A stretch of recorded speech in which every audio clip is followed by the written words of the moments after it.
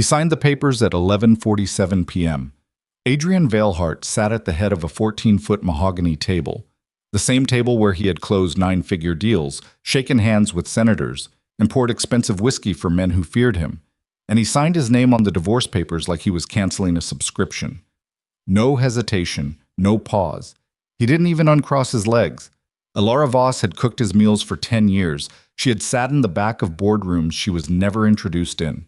She had ironed his shirts before 5 a.m. and learned to stop crying quietly enough that he wouldn't hear.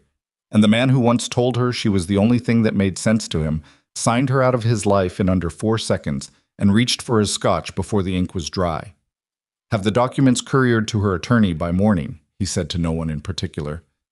Then the lights went out across the entire estate. Not a flicker. Not a surge. Everything, the chandelier, the security panels, the perimeter floodlights, killed simultaneously, cleanly, as if someone had simply decided that Adrian Veilhart's world should go dark. He was still holding his glass when the sound began. Low, steady, rhythmic. The unmistakable percussion of rotor blades over water. Then headlights. Not from the driveway, but from the private airfield he had built behind the estate for his own convenience, now burning with activity he had not authorized. His head of security, Marcus Holt, burst through the side door with a flashlight and a face that had lost its color entirely. "Sir?" Marcus's voice was wrong, stripped of its usual precision. "You need to see this. If you've ever given everything you had to someone who never looked up long enough to notice, this story is for you. Stay with us until the end, because what Elara Voss does next will change the way you see quiet people forever. If this is your kind of story, hit that like button right now and drop your city or country in the comments. I want to see exactly how far this story travels. Don't forget to subscribe so you never miss what comes next. Now, let's begin. The airfield was supposed to be empty. Adrian had no scheduled flights. His pilot was in the Maldives. The hangar crew had been dismissed 2 days ago when he'd flown back from Geneva with Victor Halden and hadn't wanted witnesses to the conversation they'd had on the tarmac. What waited on that airfield now was not his crew. A black Gulfstream G700 sat at the far end of the runway with its engines still running, heat shimmering off the fuselage in the cold November rain. Flanking it on both sides were 6 black Escalades, parked in a disciplined arc. The men standing outside them were still, completely, unnervingly still. 20 or more of them, each in a charcoal suit, no ties, earpieces in, hands folded in front of them, like men who had been trained to wait without moving. Not bodyguards. Not contractors. Something older than that. Adrian stood at the edge of the runway with Marcus at his shoulder, the rain hitting the back of his neck, and he felt something he hadn't felt in years. He felt small. The door of the jet lowered. One man came down the steps. He was tall, not in an ostentatious way, but in the way of a man whose height was simply the least interesting thing about him. Late 40s. Dark hair going silver at the temples. A jaw that had clearly been on the wrong end of something at some point in his life. A thin scar ran from below his left ear to the corner of his mouth, faded but permanent. He wore a black overcoat that cost more than some people's cars, and he walked across the wet tarmac without looking at the rain. He stopped 10 feet from Adrian. He looked at him the way a man looks at something he has already calculated and found insufficient. "Adrian Veilhart," he said. His voice was low. American, but layered over something. European schooling, maybe, or years spent in rooms where every word had weight. "My name is Cassian Rourke." The name meant nothing to Adrian in that moment. It would mean everything by morning. "You threw away the woman who saved your life." Cassian said it without heat, without performance, the way you state a fact to someone who's been avoiding it. "We came to bring back the daughter of the empire you never knew existed." Adrian's first instinct, and this is a thing about Adrian Veilhart that mattered, that would matter more as the night went on, was to be offended. "I don't know who you think you are," Adrian started, "but this is private property, and whatever you're—" "She signed the papers," Cassian said. "Didn't she?" It wasn't a question. Adrian stopped. "She signed them 2 hours ago, in the office of her attorney. Didn't cry. Didn't make a scene." Cassian tilted his head slightly. "I know because I had someone there. Not to intervene, just to make sure she was safe." His eyes held Adrian's without effort. "She's been under our protection for the last 6 years, Mr. Veilhart. You simply didn't know it. The rain was getting heavier. Marcus had not moved. The men by the escalades had not moved. I think, Adrian said carefully, that you need to tell me exactly who you are. I told you who I am. You told me a name. Cassian looked at him for a moment. Then, for the first time, something shifted at the corner of his mouth. Not quite a smile, more like the ghost of one. The kind that meant he had expected this conversation and found it exactly as tedious as anticipated. Come inside, Cassian said. There's a great deal you need to understand. And most of it, he added, turning back toward the jet, is going to hurt. They sat in the main cabin of the Gulfstream, Adrian and Cassian at a small table near the forward galley, Marcus left on the tarmac with a cup of coffee from one of the Rourke men who had produced it wordlessly, efficiently, like hospitality was a security protocol. The interior of the jet was immaculate and nearly silent. No music, no art on the walls. A man named Dre sat in the rear seat with a laptop open and didn't look up once. Cassian poured 2 glasses of water and pushed one toward Adrian. No alcohol offered. Adrian noticed. Elara's father was Tomas Voss, Cassian said. The name meant nothing. Adrian opened his mouth to say so. He built the Eastern logistics network of what people outside our circle call the Rourke Empire. I was my father's closest ally, his architect, the man who turned a regional organization into something that moves capital across 11 countries. Cassian's voice carried no pride in this. It was information, delivered as information. 13 years ago, someone inside the organization decided that Tomas had become too valuable to share power with. He was killed in what looked like a car accident outside Salzburg. Adrian sat very still. Elara was 19, Cassian continued. She already knew enough about what our family did that she couldn't be left exposed. But she also hadn't been trained, hadn't been prepared, and we had no way of knowing how deep the betrayal went. So my father made a decision. He paused. We hid her. Gave her a new name, her mother's surname, Voss, moved her to Chicago, set her up with documentation, a background, a life that could withstand scrutiny. You gave her a false identity. We gave her a surviving one. Cassian met his eyes. She was going to be a target. Anyone connected to Tomas was a target. We needed her invisible until we understood who had ordered his death. Adrian's hands were flat on the table. He was trying to organize something in his mind.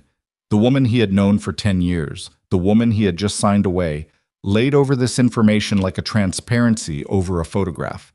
The 2 images kept refusing to align. She never told me any of this, he said. She was never supposed to. For 10 years. That was the arrangement. Her safety depended on her disappearance. If she had told you, Cassian paused, choosing his words with what seemed like practiced care, you would have become a liability. And you were not at the time a man who understood how to manage that kind of liability. The insult was measured and clean.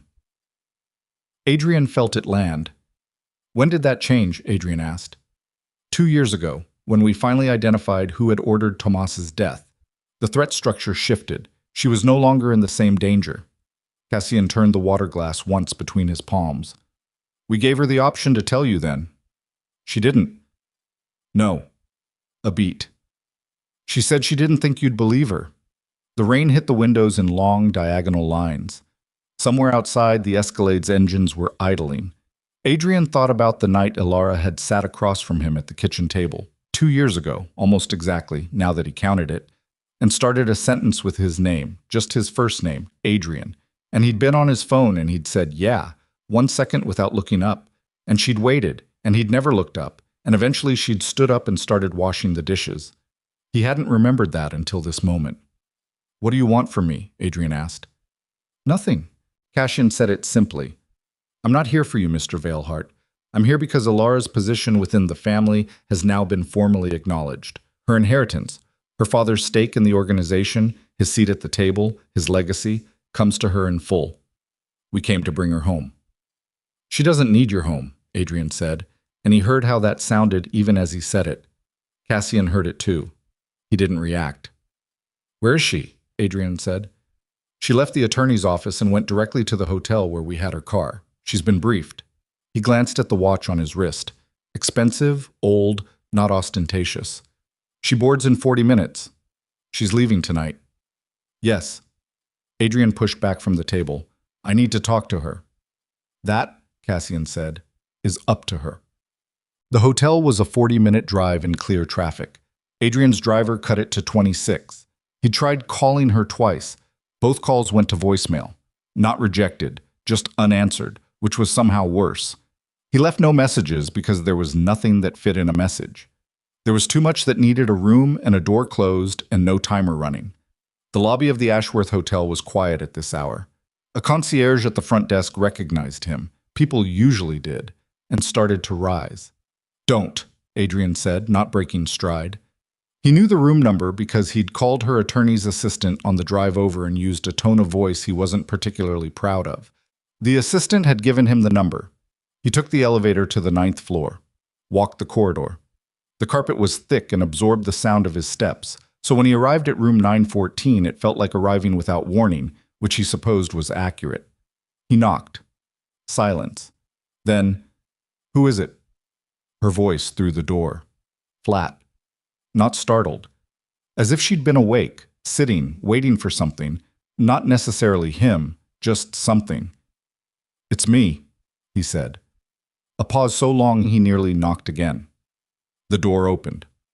Elara Voss, who had been his wife for 10 years, who was now technically no longer his wife as of approximately 3 hours ago, stood in the doorway in dark trousers and a gray cashmere sweater, her hair down around her shoulders, her eyes clear and dry and completely unreadable. She looked like herself. She looked like someone he had spent a decade failing to actually see. She didn't say anything. "I need to talk to you," he said. "You had 10 years to talk to me." The words weren't vicious. They were just accurate. Elara had a gift for that, for precision without theater, for saying the true thing in a way that left no room for it to be misunderstood. It had annoyed him once. He understood now that it was probably the sharpest thing about her. "Can I come in?" She considered this for a moment, genuinely considered it, in the way she considered most things, which was to say not quickly, and then she stepped aside. The room was spare and clean. A single bag sat packed near the closet. A dark coat was folded over the back of the chair. Everything ready. Everything already in its final position. Adrian came in and stood near the window. He didn't sit. He wasn't sure he'd earned that yet. "Cassian Rourke told me about your father," he said. Elara sat on the edge of the bed. Not tense, just careful, the way someone is careful when they've decided that this conversation has a fixed length and they intend to see it through without giving more than it requires. "He told you some of it," she said. "How much more is there?" She looked at him. Something moved behind her eyes. Old, complicated, the kind of thing that doesn't compress into words easily. "More than you'd want to hear tonight," she said, "and probably more than I want to explain." Adrian put his hands in his pockets. He had a rehearsed version of this. He'd run it in his head in the car. Something about misunderstanding, about Victor's influence, about how things had changed. He found now that he couldn't locate the words. They had been designed for a smaller situation than the one he was actually standing in. "The documents," he said instead. "The ones my attorneys found last week." He watched her face. "The shell accounts. The bridge funding from 2018. The refinancing arrangement that kept Veilhart Capital from folding before the Meridian deal." She said nothing. "That was you," he said. "Adrian, was that you?" A silence. "Yes," she said. He had known it already. Knowing it and hearing it were different. "How?" he said. "We were broke. I was under investigation. The banks wouldn't touch. My father's family still had reach." She said it plainly, without making it a revelation, more like a correction than a confession. Not loudly, through intermediaries. It was structured carefully so nothing would trace back to you or to them, but the capital was real and the arrangements were legal. She paused. It was enough to hold the company until the Meridian deal closed. "You saved the company. You rebuilt the company." She looked at him steadily. "What I did kept it from being dismantled before you got the chance. Why didn't you tell me?" She tilted her head very slightly. "Would you have accepted it?" He didn't answer. He couldn't, really, because the answer was both yes and no, and the no was heavier, and they both knew it. "You were proud," she said, and again, not as an attack, just as a fact. You were already sensitive about the investigation, about what people thought, about whether anyone was going to see you as weak. If I had told you that I'd quietly arranged financing through a family you didn't know I had, she stopped. It would have become an argument about control, and I needed it to work, not to become an argument. Adrian turned toward the window. The city below was ordinary and indifferent. Taxis, wet streets, a couple sharing an umbrella outside a restaurant. Victor, he said. You know about Victor. I've known about Victor for 3 years. He turned back. What do you know? I know he's been building a position to take the company from you since 2021. Her voice was even, precise. I know he's been leveraging your trust to redirect institutional partners. I know that at least 2 board members are now more loyal to him than to you, and I know that the restructuring proposal he's going to bring to you next month contains language that would effectively transfer voting control within 18 months. The room felt slightly smaller. You have documentation, Adrian said. I have documentation. Why didn't you? He stopped. Because again, he already knew.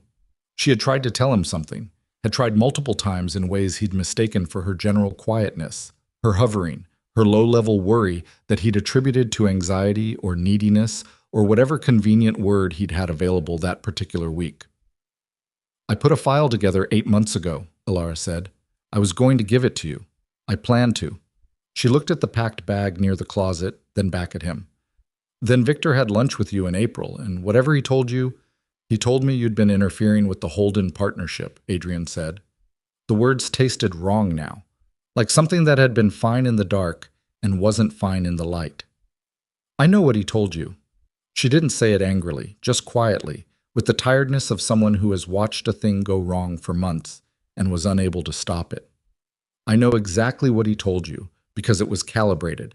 It was designed specifically to make you feel like I was undermining you. She paused. And it worked. It had worked. Adrian sat down in the chair near the window. He hadn't meant to, but his legs made the decision without him. Where's the file? He said. My attorney has a copy, Elara said, and there's a drive in the hotel safe. You can have it. She said it without resentment, practically, the way you hand someone a document they need. It won't be enough on its own. Victor's careful, but it's a starting point. He's going to move fast when he realizes you're gone. I know. He knows you know, Adrian said, and he felt the edges of that shape, the actual geometry of the situation Victor had constructed. He pushed for the divorce because as long as you were in the picture, as long as I was in the picture, I was a problem he couldn't resolve cleanly, she said. Getting you to file was the neatest solution. Discredit me with you, remove me from proximity to the company, and eliminate the one person who'd been watching him closely enough to catch what he was doing. Adrian put his elbows on his knees and looked at the floor. I am so sorry, he said. It came out with difficulty. Not because he didn't mean it, but because he did, and meaning it didn't fix any of what he was seeing now. The full shape of 10 years, the full cost of his inattention, the woman sitting on the edge of the bed who had spent a decade solving problems he didn't know he had. Elara looked at him, just looked. She didn't tell him it was okay. She didn't offer the absolution he hadn't earned.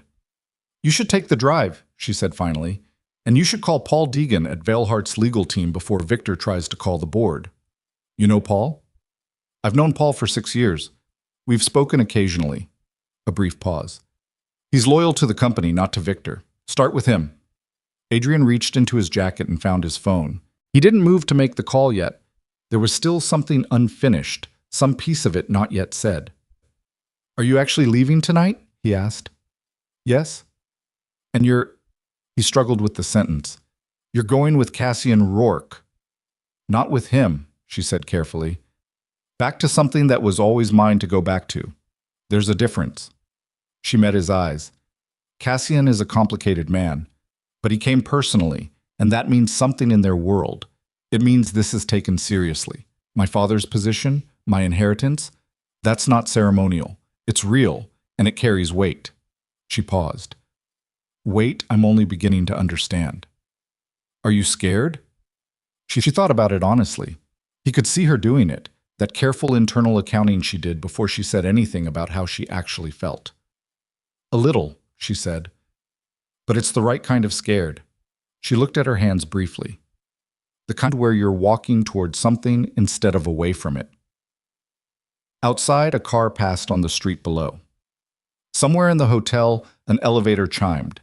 Adrian Veilhart sat in a chair in a hotel room in the city where he had built his empire, across from the woman who had helped keep it standing, and understood, fully, for the first time with nothing left to rationalize, exactly what he had done. He'd been a fool, not a dramatic operatic fool, the ordinary kind, the kind that doesn't know what it has until it's sitting in a packed room that's about to empty. "The drive," he said finally. "I'll get it from the front desk." "Safe code is 2209, she said. "September 22nd, the day you got the Meridian contract." He looked at her. "I remember things," she said simply. "I always did." She stood up, and the movement was the punctuation, the end of this particular page. She picked up the dark coat from the chair with practiced quiet, settled it over her arm. "Adrian," she said. He looked up. "Paul Deegan. Tonight. Don't wait until morning." She said it the way she'd said everything important over the years. Without drama, without needing him to acknowledge that she was right. "Victor is going to find out I'm gone by midnight. He's going to move." Adrian stood. He nodded once. She crossed the room, and she paused for just a moment at the door. Not looking back, just pausing, the way you do when you're leaving somewhere you lived in long enough that the doorframe knows you. Then she was gone. And Adrian stood alone in the empty room with the sound of the elevator chiming down the hall. And in the safe was a drive that would start a war. And on his phone was a number he needed to call. And outside on a private airfield, a jet was waiting for a woman who had spent a decade being underestimated. He sat back down. He called Paul Deegan. It rang twice. "Paul," he said, when the man picked up, sleep rough and confused. "I know what time it is. I need you to listen to me very carefully." Outside the hotel, in a black car idling at the curb, Elara Voss looked at nothing for a long moment, her hands in her lap, her coat folded beside her. The driver didn't speak. The rain was quieting. She had not cried in the room. She would not cry now. There had been a version of herself, years ago, who had, more than once, in bathrooms and parked cars, and once in a stairwell, at a company event while the man she'd married laughed loudly at something just through the wall. That woman had not disappeared. She was still in there somewhere. But she had been asked to wait a long time. Now it was her turn. The car pulled away from the curb, and Elara Voss moved through the wet streets of the city, toward an airfield, toward a man who had once made a promise to her father, toward something older and larger and more truly hers than anything she'd built in the 10 quiet years of her vanishing. The night was still around her. The city didn't notice. It never does, with the quiet ones. Paul Deegan showed up at Veilhart Capital's legal offices at 2:14 in the morning with coffee he'd bought from a gas station, an expression on his face that suggested he'd already started grieving something. He was 53, Paul. Thick through the shoulders, gray at the temples, the kind of lawyer who had survived 3 decades of corporate warfare by being the least dramatic person in any given room.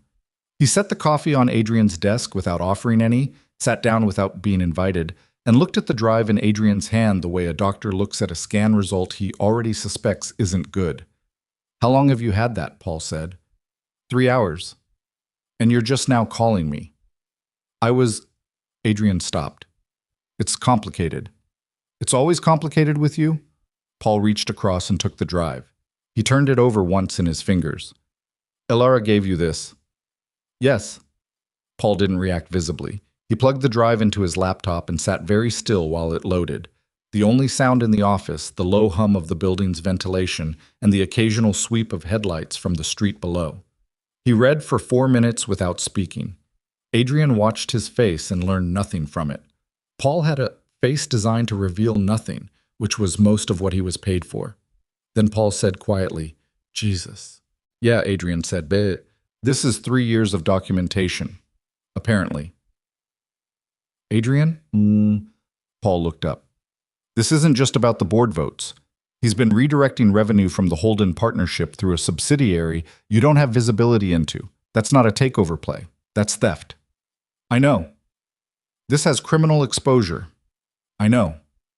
If he finds out you have this before we've secured the board position." Paul stopped, and in the pause was everything neither of them wanted to say. He turned back to the screen. How many people know Elara is gone? Cassian Rourke's people. Her attorney. Now you. Paul's jaw tightened slightly at the name. You said Rourke on the phone, the Rourke family. Yes. And Elara is Tomas Voss's daughter. Yes. Paul sat back in his chair. He rubbed the back of his neck with one hand and looked at the ceiling for a moment in the way people do when they're reorganizing a significant amount of information very quickly. Then he looked back at Adrian. She never told you? No. She told me, Paul said. The office went very quiet. Adrian set his own coffee down on the edge of the desk. Excuse me. 2 years ago. Paul met his eyes without flinching. She came to me because she'd identified what Victor was doing, and she needed to understand whether she could act on the information through proper channels without exposing herself. Her identity, her background. He paused. She trusted me to hold it. She trusted you. Adrian kept his voice level with some effort. My attorney. She trusted you and not me. She was trying to protect you. From what? From making a mistake. Paul said it simply, without apology. If she'd come to you directly with this, with evidence against your closest business partner, coming from a woman you were already starting to pull away from, what would you have done, honestly? Adrian didn't answer. You would have questioned her motives, Paul said. You would have said she was jealous of the partnership or threatened by Victor's influence. You would have found a way to make it about your marriage instead of the crime. He held Adrian's gaze. She knew that, so she worked through me. For 2 years. Yes. Adrian stood up and walked to the window. The city was still dark, still wet, still indifferent. He could feel his own pulse in his temples, which happened only when he was either furious or frightened, and right now he wasn't entirely sure which one it was. She built the whole case, he said, without turning around, and she handed it to me on her way out the door. That's correct. And you let her. She's not a child, Adrian. She made her choices. Paul's voice was careful but not soft. The question right now is what we do with what she left behind. Adrian turned back from the window. We move tonight, before Victor hears anything. We can't move tonight. We need to verify the board positions first. If we go to Hargrove and Chen before we know which way they're leaning, we tip Victor off. How long? 24 hours. Maybe 36. Victor's going to know she's gone by morning. I know. Paul closed the laptop, which means we need to be ahead of his next move, not behind it. He's going to spin this. Elara's disappearance, your divorce, all of it. He's going to use it to make you look unstable to the board. He paused. Has he called you tonight? Adrian checked his phone. 2 missed calls, both from Victor Halden, both in the last 40 minutes. He turned the phone so Paul could see the screen. Paul looked at the calls and said nothing for a moment. Don't return them tonight. He's going to keep calling. Let him. And tomorrow? Tomorrow, Paul said, standing and picking up his untouched gas station coffee. You meet with him, and you give him nothing. You let him talk. You watch what he's afraid of. He moved toward the door, then stopped. And Adrian, when this is over, and when you have the space to think clearly about it, I want you to understand something. Adrian waited. What Elara did for this company, for you, over the last 10 years, she didn't have to do any of it. Her family's money, her connections, her protection. She could have walked away from you in this whole situation the first year and been perfectly safe. He held the drive up briefly before slipping it into his jacket. She stayed because she chose to, and she built a case against a man who was robbing you blind and handed it over without asking for credit. He looked at Adrian steadily. That's worth understanding, not just feeling bad about. Actually understanding. He left. Adrian stood alone in his office at 2:43 in the morning and understood that he was in the middle of something that had been in motion for years, and he was only now seeing the shape of it. His phone buzzed. Victor again. He put it face down on the desk. Victor Halden's apartment occupied the entire 31st floor of a residential tower in the financial district. 12,000 square feet of curated minimalism, all glass and pale stone and carefully placed objects that communicated wealth without appearing to try. He collected things. Not art, exactly. More like proof. Proof that he'd been in certain rooms, known certain people, accumulated a life that justified the space it occupied. At 3 in the morning, Victor sat at his kitchen island in a white shirt with the sleeves rolled to the elbow and a glass of water he hadn't drunk. And he was on the phone with a man named Royce, who handled certain information problems. "She's on the plane," Royce said. Victor turned the water glass slowly between his palms. "Confirmed. Gulfstream G700. Filed a flight plan out of Westbrook Airfield. Destination listed as Geneva. That's the front. Actual routing is still being tracked." A pause. Cassian Rourke was on the ground personally. Victor was quiet for a moment. Then, "That changes things." "It changes a lot of things," Royce agreed. "If the Rourke family is formally reclaiming Tomas Voss's daughter, don't say the name on this line." "Right." Another pause. "If that's what's happening, and they're bringing her back into the fold with full standing, whatever she knows becomes an asset of the Empire, which means it's protected." "What does she know?" Victor said. "We're not sure of the extent." "Guess." A longer pause. "Enough." She was careful, but she was watching, and she had access to things inside the Veilheart structure that we didn't know about until recently. Royce's voice was neutral, the voice of a man delivering bad weather reports. "There's a possibility she's documented the redirect." Victor set the water glass down. He stared at the surface of the island, pale marble, cool and smooth. And he ran a calculation that he'd been running in various forms for 2 years, ever since he'd first understood that Elara Voss was not who she appeared to be. He'd known before Adrian did. He'd known, and he'd moved accordingly, carefully, in the way Victor always moved, by shaping the environment so that other people made the choices that served his purposes. Getting Adrian to file for divorce had been the cleanest move. Remove Elara from proximity to the company, damage Adrian's confidence in her, and eliminate the one witness with both access and motive. It had worked. For 6 weeks it had worked beautifully. He hadn't accounted for Cassian Rourke showing up in person. "Adrian called Paul Deegan tonight," Royce said. "We picked that up 20 minutes ago." Victor's jaw tightened. "How?" "Deegan's building has a security system with a third-party monitoring contract. We have a contact in the company." A pause that communicated something about the nature of that contact without stating it. "They met at the Veilheart Capital offices. They were there for roughly 40 minutes. Adrian has the documentation." Victor said it to himself as much as to Royce. "She gave it to him before she left."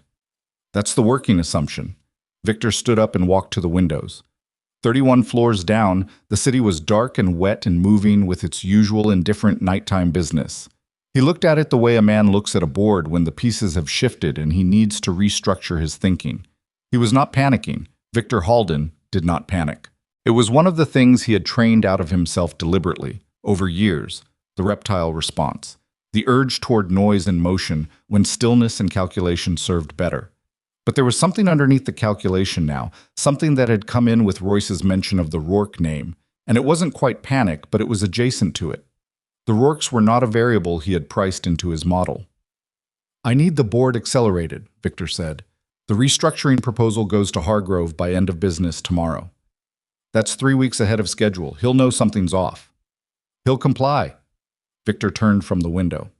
"Hargrove has exposure we can leverage. He knows that." "And Chen?" "Chen follows Hargrove. He always has." Victor picked up the water glass finally and drank.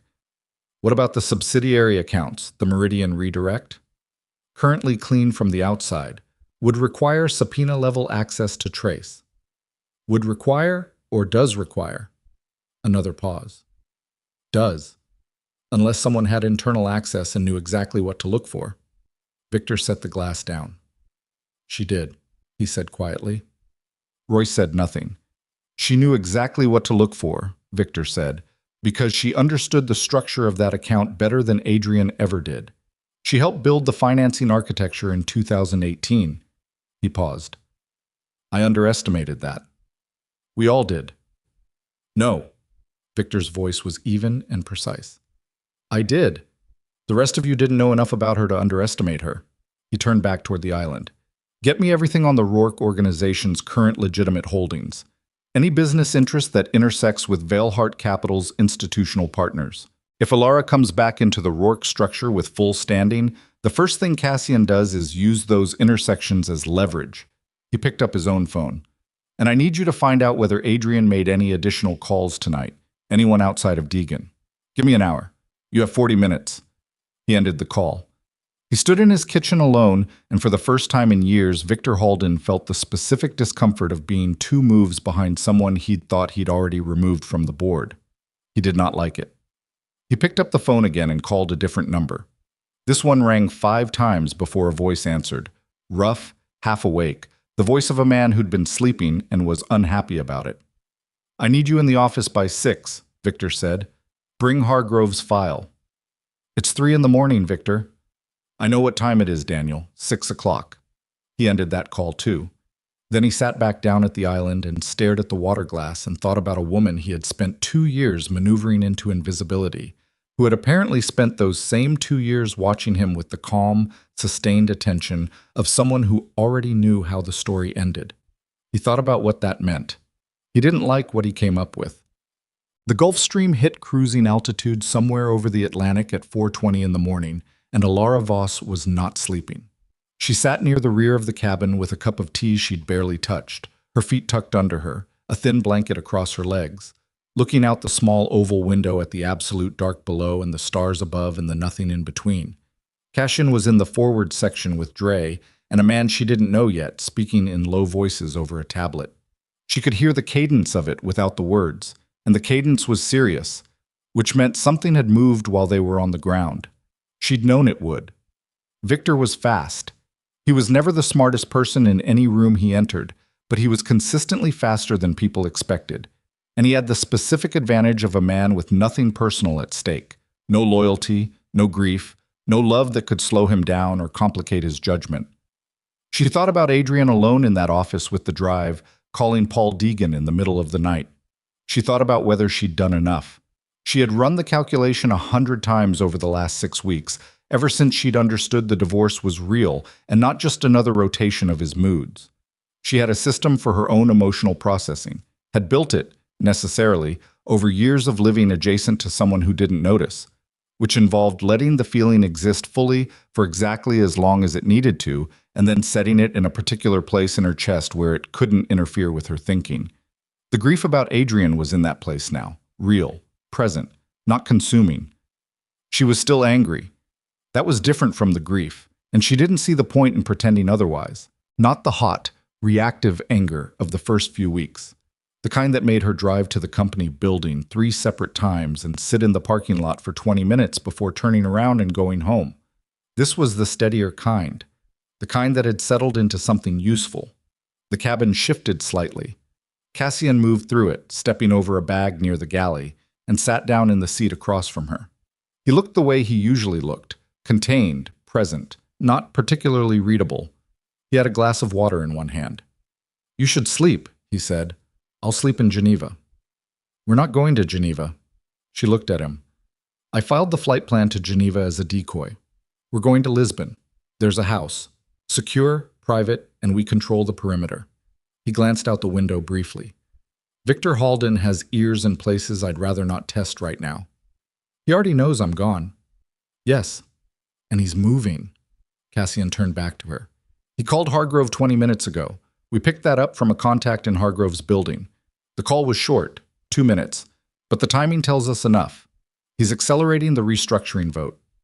Elara processed this. If Hargrove moves by end of business tomorrow, Adrian loses board control within the week. Yes. Cassian watched her face. "The documentation you gave him is strong, but it's not fast. Legal action takes time. The board vote doesn't." "Paul Deegan knows which buttons to push with Hargrove," she said. "If Adrian gets to him before Victor does, that's a close race." Cassian said it without sugarcoating it. "Adrian is smart and Deegan is competent, but Victor has a head start and existing leverage." He paused. "And we have something that complicates this further." She waited. "Your father's stake in the financial structure of what became Veilhart Capital, the 2018 bridge arrangement, was never fully anonymous." He watched her carefully. "There are records, buried but real, that trace the capital source. If Victor finds them before this is resolved, he uses them to reframe the whole thing," Elara said. "My involvement, the family's involvement. Suddenly it's not Elara protecting the company, it's the Rourke family infiltrating a rival structure." That's the narrative he'd build, yes. She absorbed this. The tea had gone cold. Outside, the dark continued, absolute and enormous and completely unhelpful. Can we seal those records? She asked. We're working on it. Cassian turned the water glass slowly. But Elara, you need to decide something before we land. She looked at him. Your father's seat at the table, accepting it in full means you're a visible figure within the organization. That visibility protects you in some ways and exposes you in others. He held her gaze. If Victor identifies you as a Rourke asset with standing, he escalates. He doesn't just try to take Adrian's company, he tries to neutralize you directly.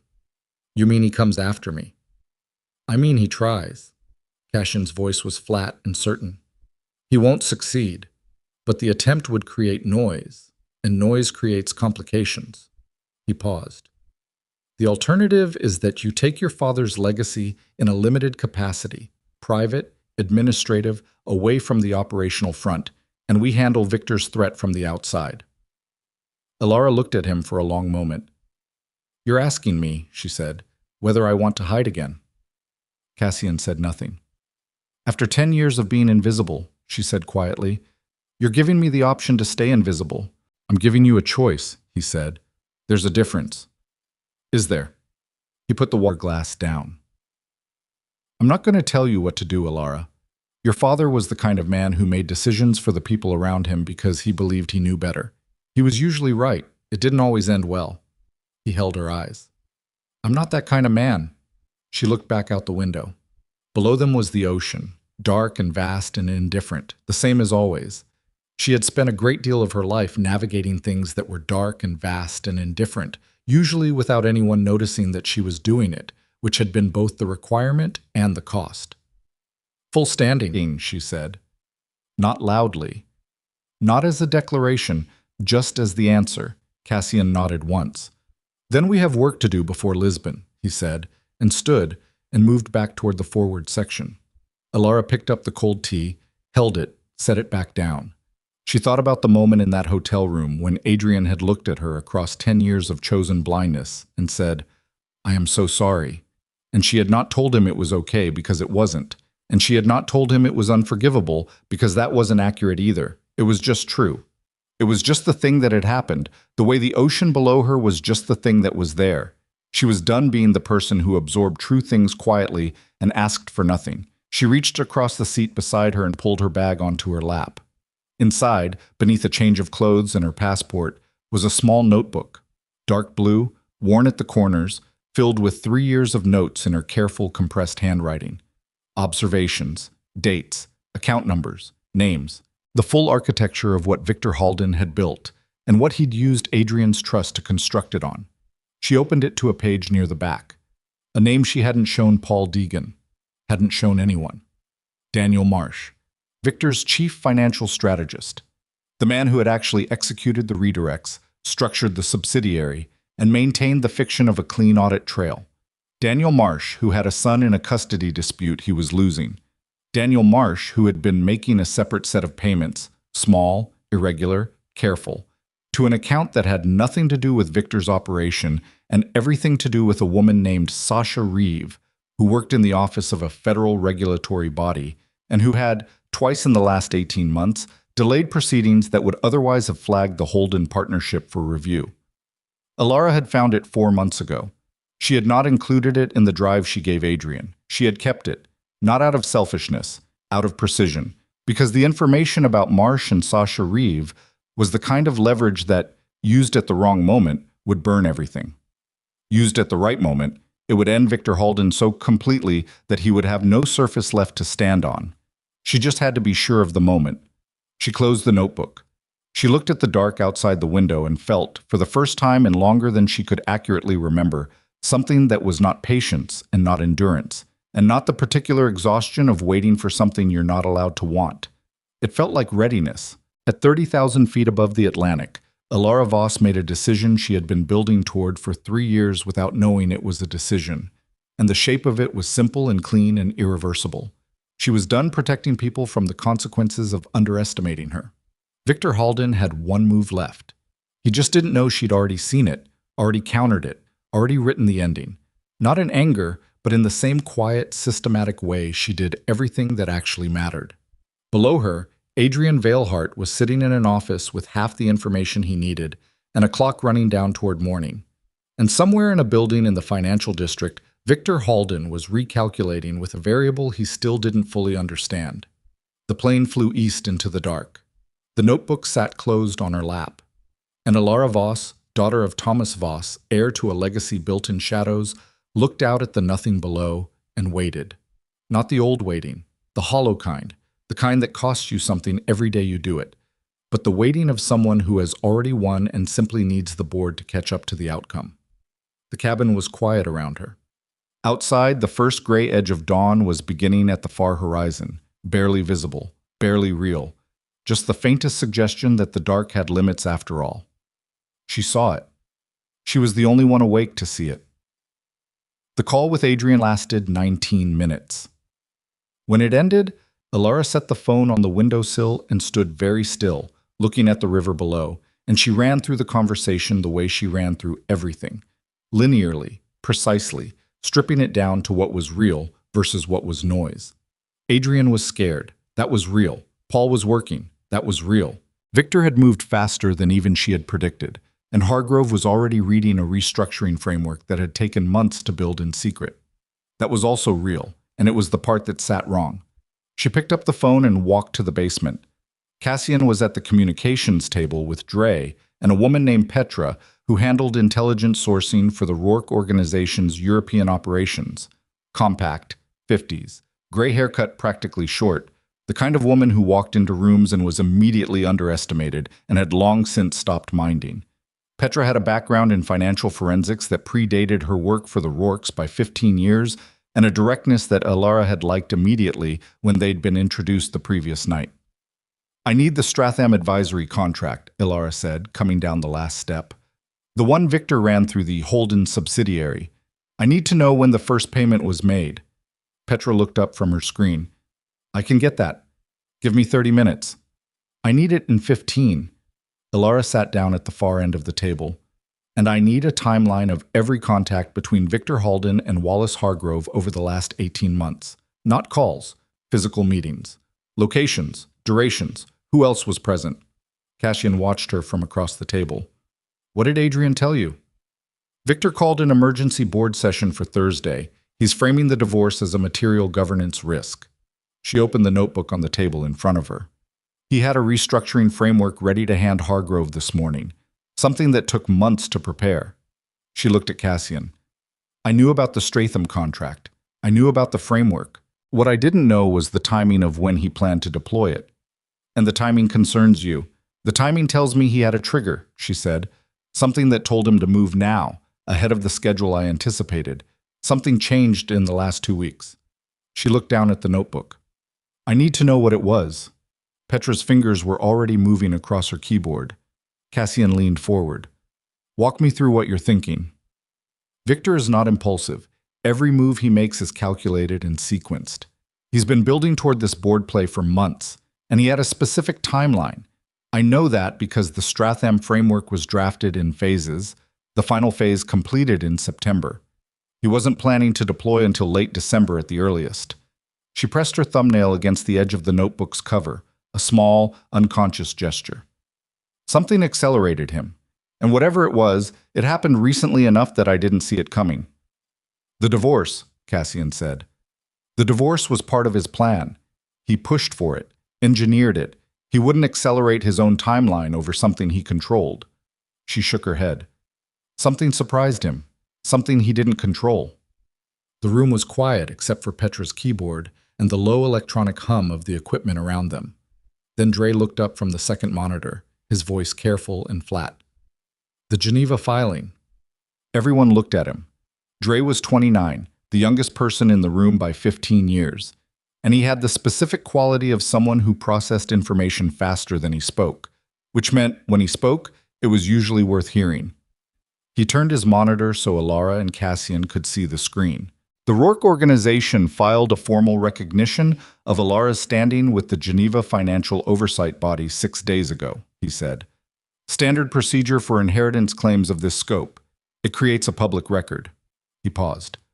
"The filing is technically confidential, but Geneva oversight records are accessible to parties with demonstrated financial interest in intersecting entities. He looked at Elara. Victor has a holding company registered in Geneva with a declared interest in two institutional partners that also appear in Valhart Capital's portfolio. The silence in the room took on a different quality. He saw the filing, Elara said. He would have been notified automatically, Dre said, 6 days ago. Elara sat back in her chair. She felt the information move through her. Not shock exactly, more like the specific sensation of a piece you've been holding in your hand suddenly showing you which edge it fits. 6 days ago. Victor had known for 6 days that she was formally re-entering the Rourke structure. And he had spent those 6 days accelerating everything, the board play, the Hargrove approach, the deployment of the Stratham framework, because he understood what it meant. He had known before she'd even left the country. He wasn't reacting to the divorce, she said quietly. He was reacting to me. Cassian said nothing. He was watching her with that contained, assessing attention he'd had since the first night. Not cold, but precise. The look of a man who is waiting to see what you do with the thing you've just learned. The filing, she said. Can it be amended? The timing of formal activation? Dre shook his head slightly. It's already in the record. Amending it would require a withdrawal and refiling, which would itself create a record and a gap in standing that could be legally exploited. He paused. The filing was correct procedure. The problem is that the confidentiality tier it was classified under is lower than we'd have chosen if we'd anticipated Victor having that Geneva registration. Whose decision was the classification tier? Elara said. A pause. Dre glanced at Cassie. Mine, Cassian said. She looked at him. I made the call on the confidentiality classification 3 weeks ago. His voice was even. Not defensive, not apologetic, just accurate. I had reviewed Victor's holdings and I didn't have the Geneva registration in my picture. Dre pulled it yesterday. He held her gaze. I missed it. The admission sat in the room without theater. Elara looked at him for a long moment. Long enough that Petra had stopped typing and Dre was looking at his screen with unnecessary focus. So Victor has known for 6 days, she said. Yes. Which means the timing of everything, my departure, Adrian's divorce, the board session, none of it surprised him. He was already moving. Yes. And you filed the decoy flight plan to Geneva. A beat. Yes, Cassian said. We flew to Lisbon. She kept her voice level. But the decoy plan was Geneva, the same city where the filing originated. If Victor already had the Geneva filing in hand, and then a flight plan appears heading to Geneva the same night Elara Voss boards a Rourke jet, he wouldn't read it as a decoy, Cassian said, and for the first time there was something in his voice that wasn't quite certainty. He'd read it as confirmation. Confirmation that I'm going to Geneva to manage the filing, to formalize the standing claim in person. She pressed both hands flat on the table. He thinks I'm in Geneva right now. Yes. And he has people in Geneva. The silence this time was very different. Cassian looked at Dre. A single look, the kind that contained a full conversation. Dre was already on a second keyboard, his fingers moving fast. I need a sweep of our Geneva contacts, Cassian said. Anyone Victor could have positioned in the last 6 days. Financial district, the oversight building, the 3 hotels we typically use. His voice had shifted, still controlled, but with an underneath current that hadn't been there before. Now, Dre. Running it, Dre said. Elara stood up. She walked to the far end of the basement, to the narrow window that looked out at the stone wall of the perimeter. She stood there with her back to the room and she breathed. 4 counts in, 4 counts out, the way she'd trained herself to breathe when the thing happening was worse than she'd planned for. This was worse than she'd planned for. Not catastrophically, not unrecoverably. But the gap between her model and Victor's actual position was larger than it should have been, and that gap had a specific consequence. He was not, as she'd calculated on the plane, 2 moves behind her. He was level, possibly ahead on the Geneva vector. She heard Petra's keyboard stop.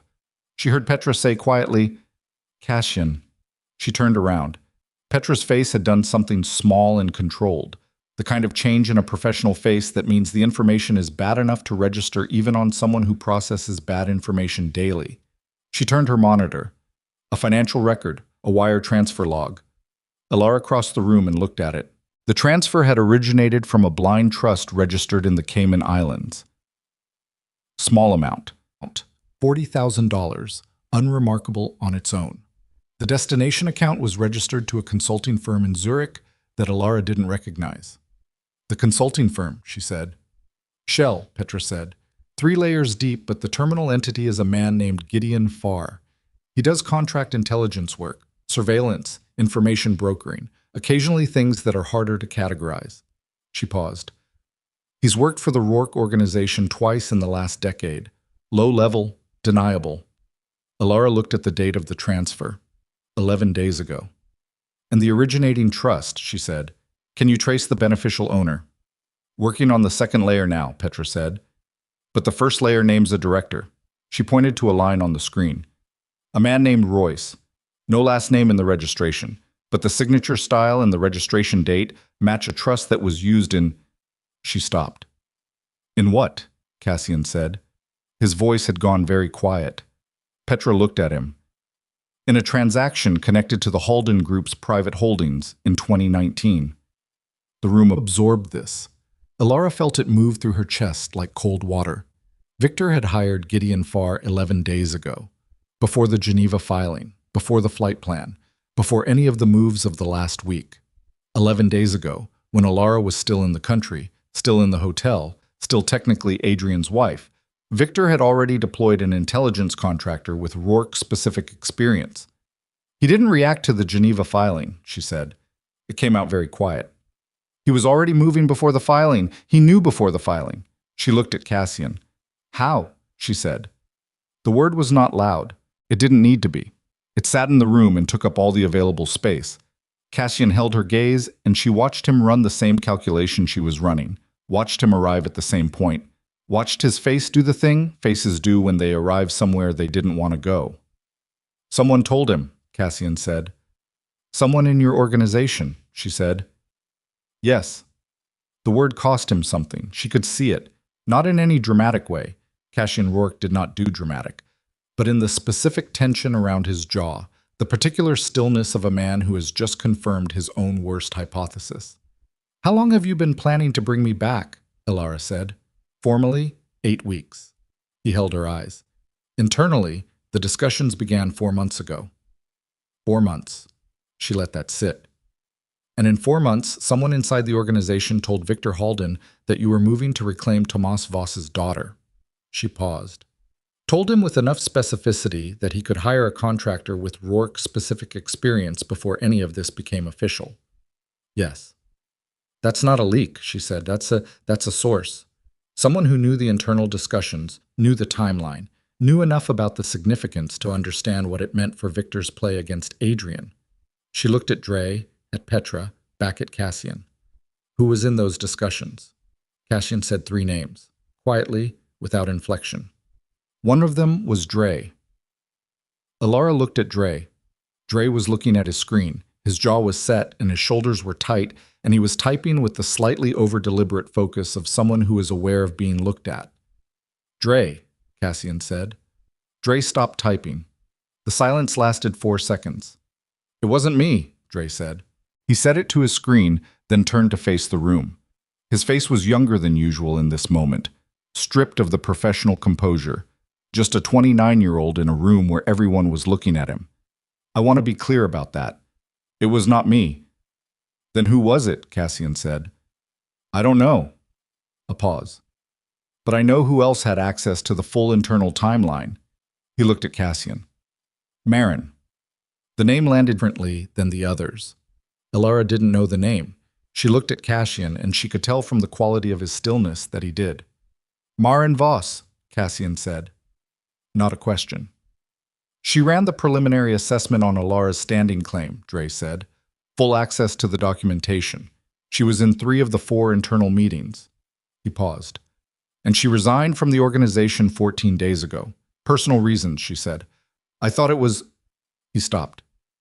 You thought it was what? Cassian said. I thought it was about the Zurich reassignment. She didn't want to relocate. Dre's voice was careful and unhappy. I didn't connect it to this. Where is she now? Cassian said. I don't know. Find out. Cassian's voice was still quiet, and it was, in its quietness, more alarming than if he'd raised it. He looked at Petra. Can you locate Gideon Farr's current position? I can try. He's good at not being findable. Try. He stood up and looked at Elara. She was still standing at the end of the table with the notebook in her hand. She'd picked it up at some point in the last few minutes without consciously deciding to. Her anchor, her constant. I'm sorry, he said. I should have run a tighter internal audit before we initiated this. She looked at him. Yes, you should have. He accepted that without comment. Victor knows I'm alive and connected to the Rourke organization, she said. He may know I'm not in Geneva, depending on how good Farr is, and he now has a structurally legitimate board play that moves in 4 days. She set the notebook down on the table. The Daniel Marsh leverage, the Sasha Reeve payments, that's still intact. Victor doesn't know I have it. Unless Marin knew about it, Dre said carefully. Elara thought about this. Marin had access to the standing claim documentation. She did not have access to the notebook. She touched its cover. Nobody had access to the notebook. It never left my physical possession. You're certain, Cassian said. I am certain. She met his eyes. It's the one thing I kept completely to myself. No copies, no photographs, no digital record of any kind. She paused. Because I knew, 4 months ago, that at some point something would go wrong in some direction I hadn't anticipated, and I needed one thing that was entirely mine. The room was quiet. So we still have the Marsh angle, Cassian said. We have it, but we have to use it differently now. She pulled the notebook toward her and opened it. The original plan was to use Marsh as a brake, apply pressure, slow Victor down, give Paul time to get to Chen. But if Victor has Farr in the field and a source inside this organization, he's not going to slow down for a threat against Marsh. He's going to accelerate. She looked at the page with Marsh's name on it, which means we don't use it as a brake. What do we use it as? Cassian asked. A detonator, she said. She looked up. We don't threaten Victor with what we know about Marsh. We go directly to Marsh. She kept her voice steady, working through it as she spoke. Marsh is not a true believer. He's a functionary, smart, careful, loyal to whoever protects his interests. If his interests shift, his loyalty shifts. She paused. Right now, Victor is the most dangerous thing in Marsh's world because Victor controls what happens to him if the Sasha Reeve payments come to light. But if Marsh understood that we already know, that the information exists regardless of Victor's protection, then Victor stops being his shelter. You want to flip Marsh, Cassian said. I want Marsh to walk into the Thursday board session and contradict Victor's financial projections from the inside. She said it simply, the way she said things when she'd run them enough times to be certain. Not as a whistleblower. That takes weeks of legal process we don't have. As a witness. Someone who, when board members start asking questions about the Holden subsidiary and the redirect, confirms that the numbers they're being shown don't match the numbers he knows. That destroys Marsh professionally, Petra said from across the table. Not if we structure it correctly. Elara looked at her. Marsh has a son in a custody dispute. The custody case hinges partly on financial stability, his income, his professional standing. If we offer a pathway that protects his employment record while extracting him from Victor's structure, we'd need a company willing to absorb him on short notice, Cassian said.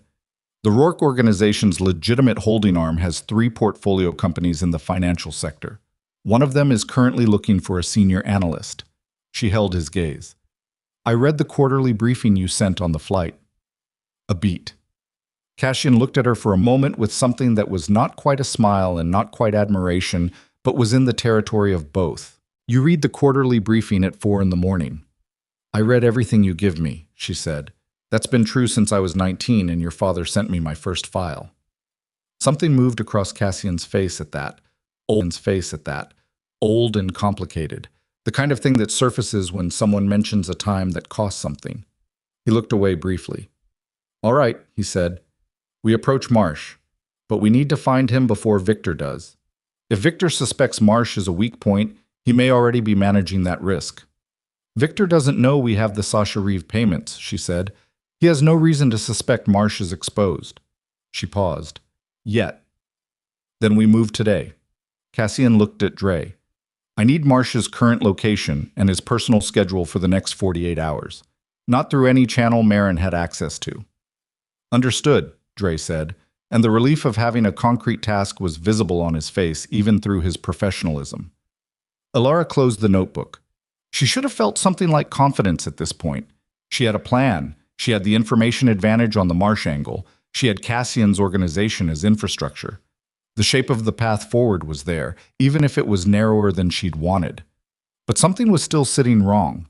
She picked up her phone. She looked at the last call from Adrian, 19 minutes, 43 seconds.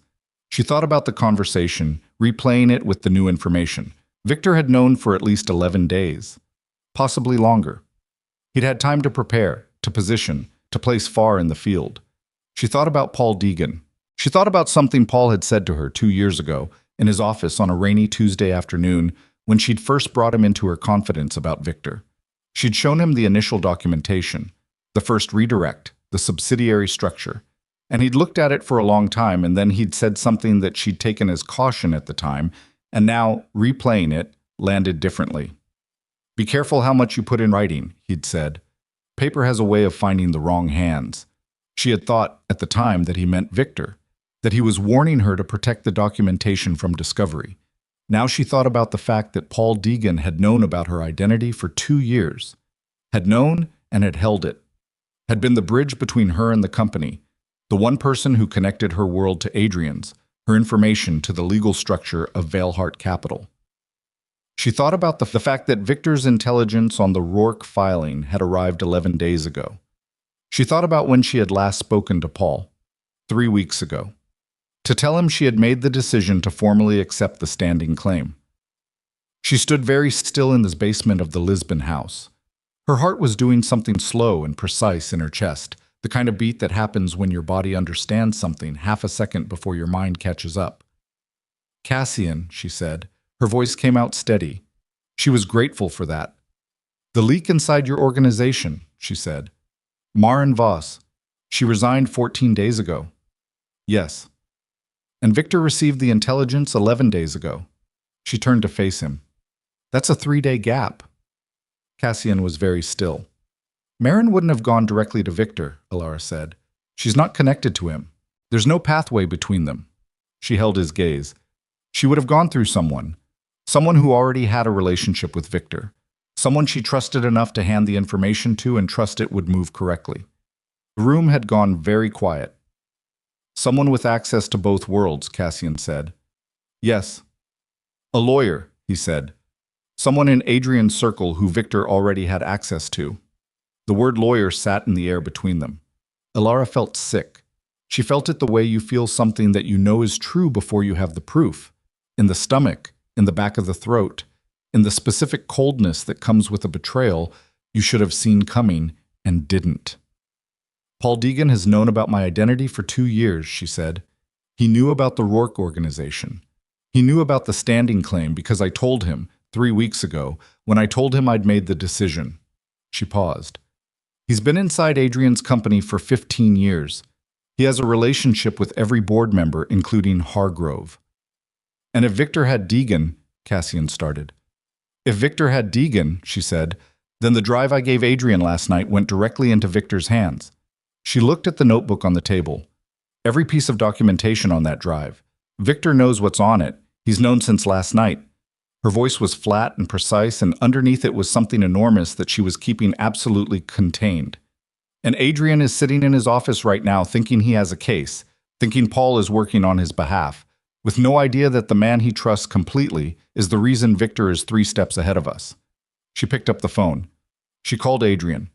It rang once, twice, 3 times, 4. Voicemail. She called again. Voicemail. She looked at Cassian, and the thing she had been containing was visible now, not on her face, which was still composed, but somewhere behind her eyes, somewhere in the quality of how she was holding herself. Get me to Adrian, she said. Now, whatever it takes, whatever it costs. She picked up the notebook and held it against her chest like a thing she was protecting. Because if Paul Deegan has been feeding Victor everything, every piece of evidence I spent 3 years building, then Adrian is not running a counterplay right now. She looked at Cassian.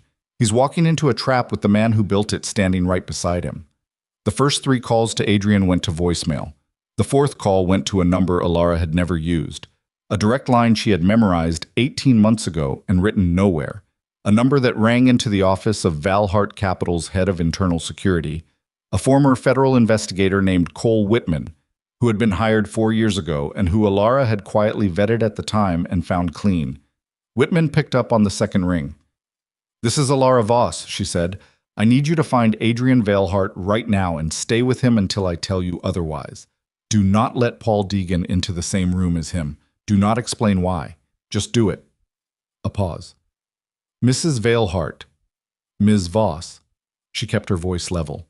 "And I need you to do this in the next 4 minutes, Mr. Whitman, because the alternative is that your employer walks into a board meeting Thursday with a traitor standing at his shoulder and no idea the game was lost before it started. Do you understand me?" Another pause, shorter. "I understand you." "Good. Call me back on this number when you have eyes on him." She ended the call. Cassian was already on his own phone, speaking in a low, rapid cadence to someone in the New York operation. Dre had a second screen open, tracking flight options. Petra had not looked up from her terminal in 6 minutes.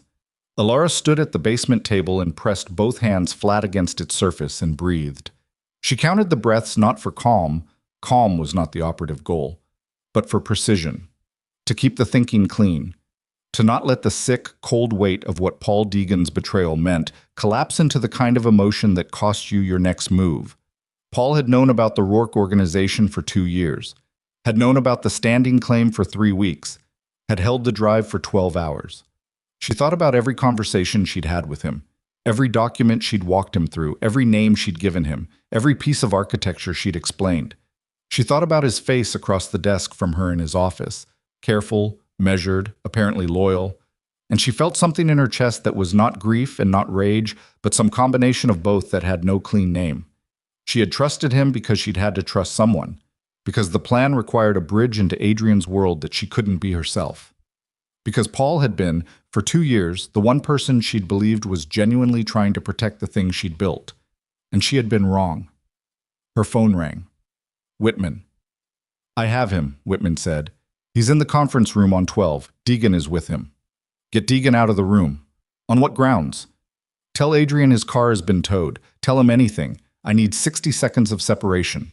She was already moving toward the stairs. "And Whitman, when Deegan steps out, you go in and you stay in. Don't leave Adrian alone until you hear from me directly." "Copy." She took the stairs 2 at a time, phone to her ear, and she was already dialing Adrian's personal cell again before she hit the ground floor. This time it rang twice, and he picked up, his voice carrying the specific distraction of someone who was mid-sentence when the call came in. "Elara, don't react," she said. "Don't change your expression. Don't look at Paul." A beat. She could hear the quality of his breathing shift, the slight intake, the deliberate hold. "Okay," he said carefully. "Paul Deegan is the leak.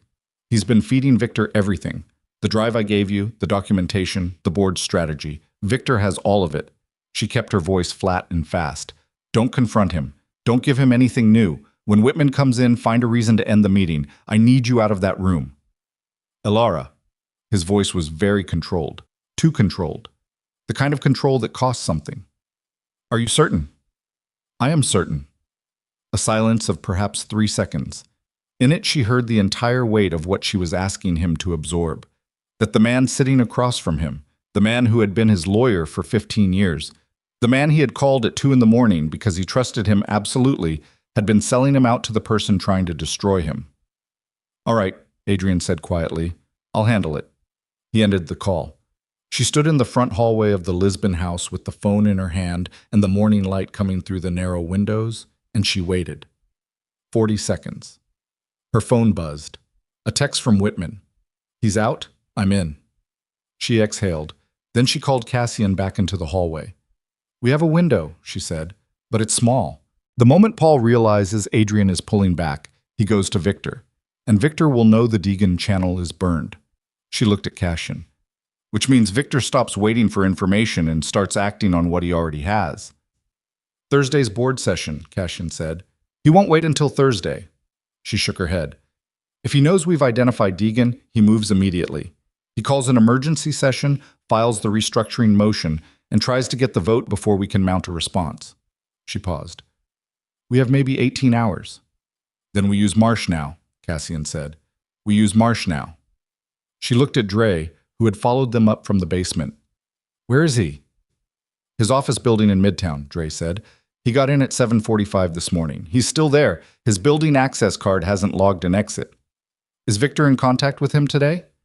2 calls this morning, both short. Last one was 40 minutes ago. She looked at Cassian. I need to be in that room with Marsh. You're in Lisbon. I know where I am. She held his gaze. Get me a secure video line into his office. Dre can handle the technical routing. I don't need to be in the room physically. I need him to see my face and understand that I know everything he thought was buried. She paused. Fear is faster than logic. If he's scared enough, he moves before he thinks about it too hard. Cassian was already nodding. We'll need someone on the ground to get the line into his office. Your New York team? Yes. How long? He looked at his watch. It was 9:47 in the morning Lisbon time, which made it 4:47 in the morning in New York. Marsh wouldn't be in his office for hours. He's in Midtown at 7:45. That gives us 3 hours to set up the channel, Dre said. Doable. Tight, but doable. Do it, Cassian said. Elara went upstairs. She went to the room she'd been given. Small, whitewashed, a single bed and a chair, and a window looking out at the hillside. And she sat on the edge of the bed and she let herself have 60 seconds. 60 seconds of not calculating, not planning, not holding the shape of the entire situation in her head simultaneously. 60 seconds of just sitting with the fact that Paul Deegan had betrayed her, and that she had not seen it coming, and that it had cost something she couldn't fully quantify yet. She thought about the first time she'd met him. The careful office. The way he'd listened to her for 2 hours without interrupting. The way he'd said, at the end of it, I believe you. Let's figure out what to do with this. She thought about how much she had needed to hear that. After years of being invisible, after years of protecting things without acknowledgement, after years of being the person who solved problems that no one knew existed, to have one person look at what she'd built and say, I believe you had meant something, had meant more than she'd admitted to herself. She had wanted to trust him, and so she had. 60 seconds. She stood up. She went back downstairs. Daniel Marsh's office was on the 22nd floor of a building in Midtown Manhattan that housed 3 financial firms, a law practice, and a private equity group. His office was a corner unit. Dre had the building schematic on screen within 20 minutes of the request, with 2 windows, a desk that faced the door, and a private line that ran through the building's internal network rather than through Victor's company infrastructure. That last detail mattered. It meant the call could be routed in without Victor seeing it. At 7:52 in the morning New York time, a man from Cassian's ground team, young, suited, carrying a laptop bag and a service company ID that would pass a casual inspection, walked into the building, took the elevator to 22, and told the receptionist he was there to service the conference line in Mr. Marsh's private office. A work order had been submitted. The receptionist checked, found a work order that had been filed 40 minutes earlier by someone in Dre's chain, and nodded him through. 4 minutes later, Dre had a live video channel into Daniel Marsh's office. At 8:03, Elara's face appeared on Marsh's private monitor. He had been sitting at his desk with a coffee and a document he'd been annotating. When the monitor activated, he looked up with the reflexive irritation of someone whose equipment was misbehaving. Then he saw her face and the irritation evaporated completely. He sat very still. She could see him clearly. The document in his hand, the coffee going forgotten, the color draining from a face that had been ordinary and functional a moment ago and was now the face of a man who had just understood that the specific thing he was most afraid of had arrived. "Good morning, Mr. Marsh," she said. He said nothing. His mouth moved slightly and then stopped. "I know about Sasha Reeved. I know about the payments. I know about the 2 regulatory delays. I know about the account in Zurich, and I know about the timestamp on the first transfer." She kept her voice measured, not threatening, just informational, the way you speak to someone when you want them to understand that your knowledge is complete and not performative. "I've known for 4 months. I've been deciding what to do with it." Marsh set the document down. His hand was not entirely steady. "Who are you?" he said. His voice was rough. He knew who she was. She could see that he knew. But he was buying himself time, which was what people did when they needed to think and couldn't. "I'm the person Victor Halden spent 2 years trying to make disappear," she said. "I'm also the person who has a complete record of everything you've done for him since 2021. She paused. "And I'm the person who is offering you a way out of this that doesn't end your career and your custody case simultaneously." He flinched at the custody case. Small, controlled, but visible. "You have 48 hours before the documentation I hold goes to a federal contact," she said. "After that, it's out of my hands. The Reeve payments constitute obstruction. You know that. And at the level of the regulatory body she works in, that's not a fine and a settlement. That's a criminal proceeding." She looked at him steadily. "Your son is 9 years old. His mother's attorney is already arguing financial instability. A criminal proceeding would resolve that custody case immediately and not in your favor." Marsh's jaw tightened. "What do you want?" "Thursday's board session. When Victor presents the restructuring framework, I need you to flag the financial projections on the Holden subsidiary." She kept it simple, operational. "You don't have to testify. You don't have to be a whistleblower. You simply correct the numbers publicly, in the boardroom, in front of Hargrove and Chen. You say the projections are based on data you cannot verify, and you've identified discrepancies that require a full audit before any vote can proceed." She paused. "That's it, that's all." "That's not all," he said. His voice had steadied slightly. He was recalibrating, she could see it. "If I do that, Victor knows immediately. He burns everything, including anything that could implicate him, and he comes after me." "Victor will be managing 3 simultaneous crises by Thursday morning," she said. "His intelligence channel inside Veilhart Capital's legal team was identified in the last hour. His contractor in the field has been flagged, and the financing records from the 2018 bridge arrangement, which Victor planned to use to reframe my involvement as hostile infiltration, are being sealed through a Geneva filing amendment as we speak." She held his gaze. "Victor is not going to have the capacity to come after you." A silence.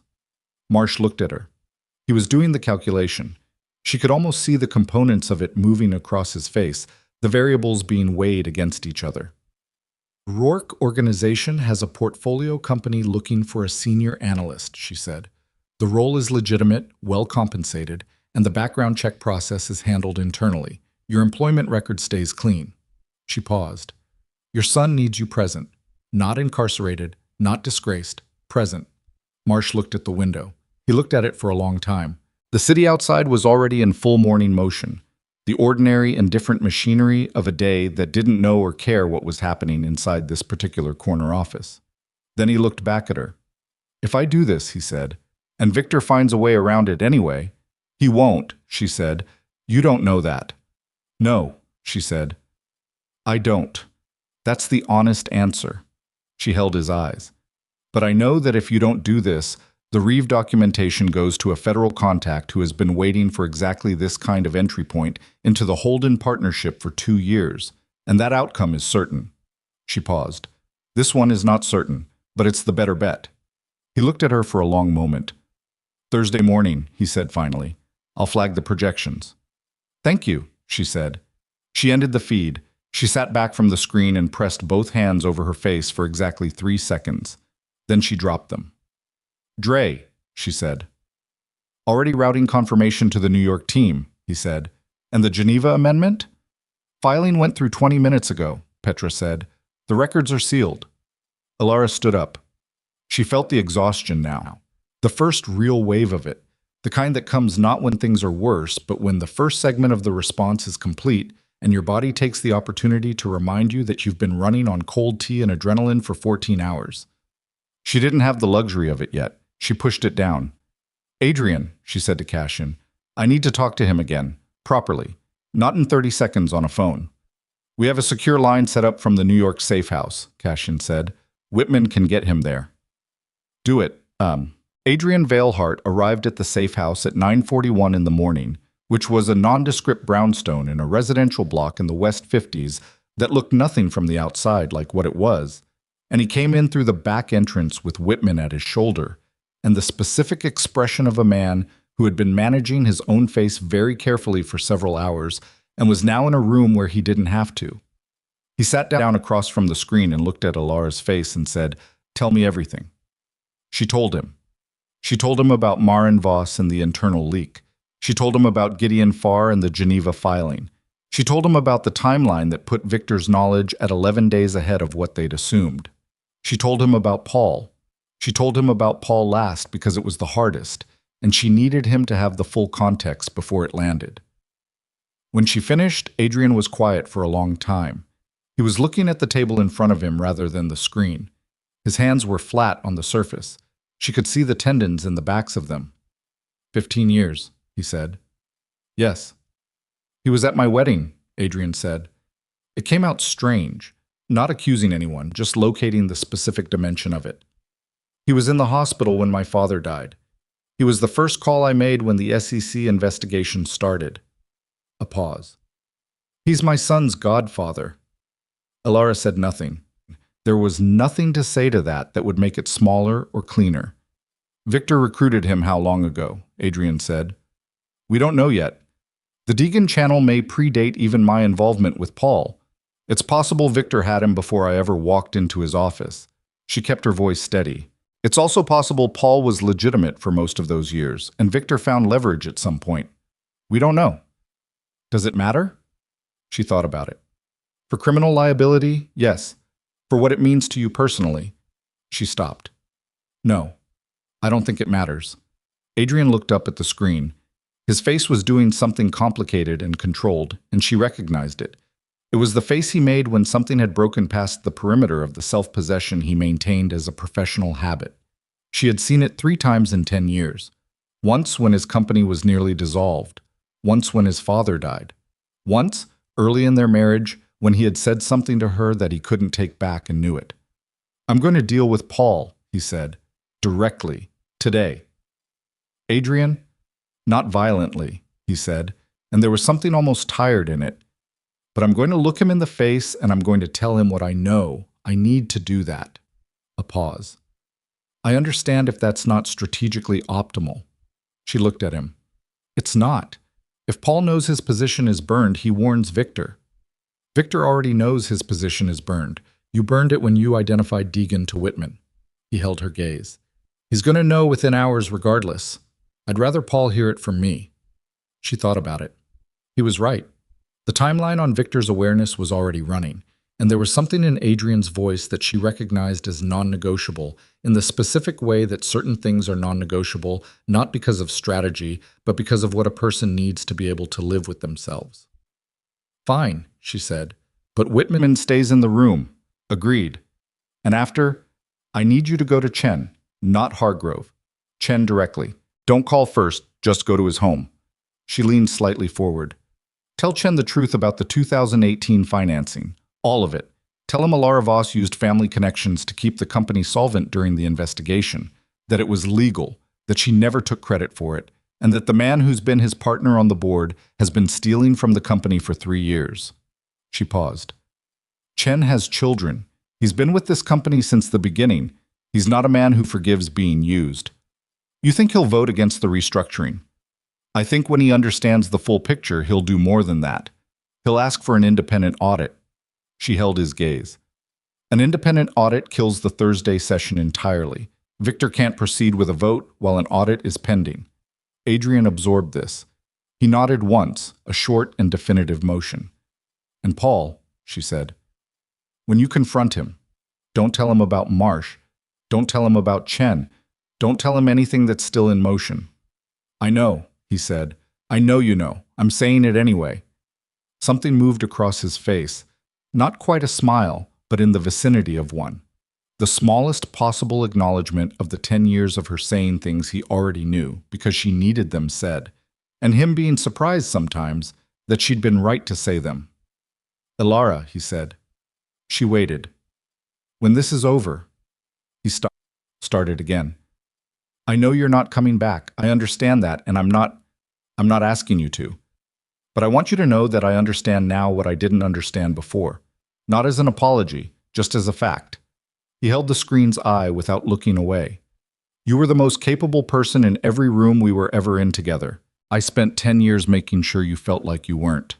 She looked at him. I know, she said. It was not forgiveness. It was not absolution. It was just the truth, received accurately, which was more than she'd expected and enough. "Go talk to Paul," she said. "Then go to Chen." The feed ended. Elara sat in the front room of the Lisbon house in the mid-morning light and felt the shape of the next 12 hours settle around her like weather. Marsh was moving. Geneva was sealed. Whitman had Adrian. Chen was the next variable.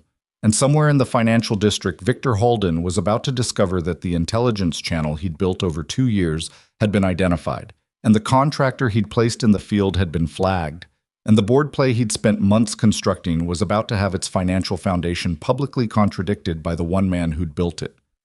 She thought about what Victor would do with that. She thought about a man who had no loyalty, no grief, nothing personal at stake. A man who had been, for years, the fastest person in any room, the one who moved before others knew the board had shifted. She thought about what a man like that does when he realizes he's losing. He doesn't accept it. Her phone rang. Dre. She picked up. "Farr," Dre said. His voice was tight. "Gideon Farr. We located him." "Where?" A pause that lasted 1 second too long. "He's not in Geneva," Dre said. "He never was. The Geneva positioning was a secondary decoy. Victor sent him there to create noise around the filing, but his actual assignment—" Dre stopped. "Dre." "He's in Lisbon," Dre said.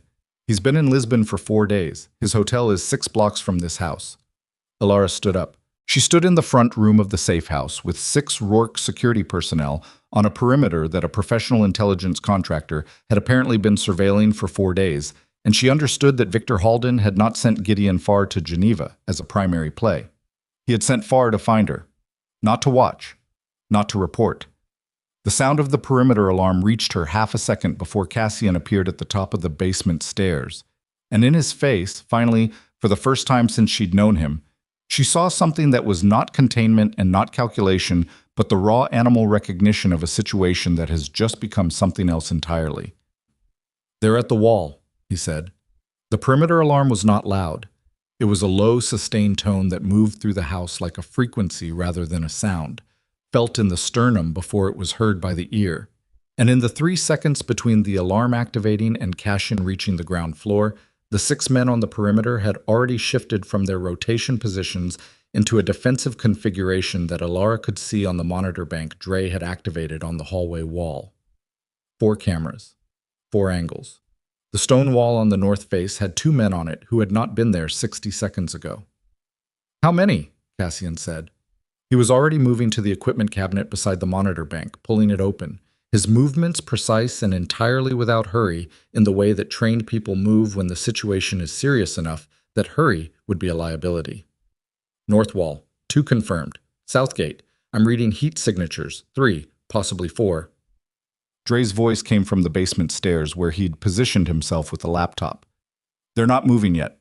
They're holding at the perimeter." "Farr doesn't breach immediately," Cassian said. He pulled a phone from the cabinet and handed it to Elara. "Encrypted. Keep it on you." He looked at her steadily. "This is a containment play, not an extraction. He wants to establish position and wait for instruction from Victor." "Victor is in New York," Elara said. "Victor has a phone." Cassian checked the screen on the second monitor. "Farr's job right now is to make sure you can't leave, not to come in." "Yet," Petra said. She had come up from the basement with a tablet and a face that had shed its analytical composure for something more immediate. "If Victor gives the order—" "Victor is not going to give that order," Elara said. Both of them looked at her. She was already dialing Adrian's number on the encrypted phone. It rang once. He picked up. In the background, she could hear a different quality of noise, voices, movement, the sound of a room that was not calm. "Where are you?" she said. "Paul's office." His voice was tight and strange. "Elara, Paul is... He's not here. His assistant says he left 40 minutes ago. He took his personal files." She closed her eyes for exactly 1 second. "He ran." "He ran," Adrian confirmed. "Which means Victor knows the channel is burned. Which means Victor gave Farr an instruction update in the last 40 minutes. She opened her eyes and looked at Cassian. "They're not holding position to contain me." She turned to face the monitor bank. "They're holding position until Victor tells them whether to come in or pull out. He's deciding right now." What makes him pull out? Cassian said, having nothing left to gain. She looked at the phone in her hand. If the board play is dead before Farr does anything here, there's no strategic value in escalating to a physical confrontation with a Rourke security perimeter. Farr is expensive and professional.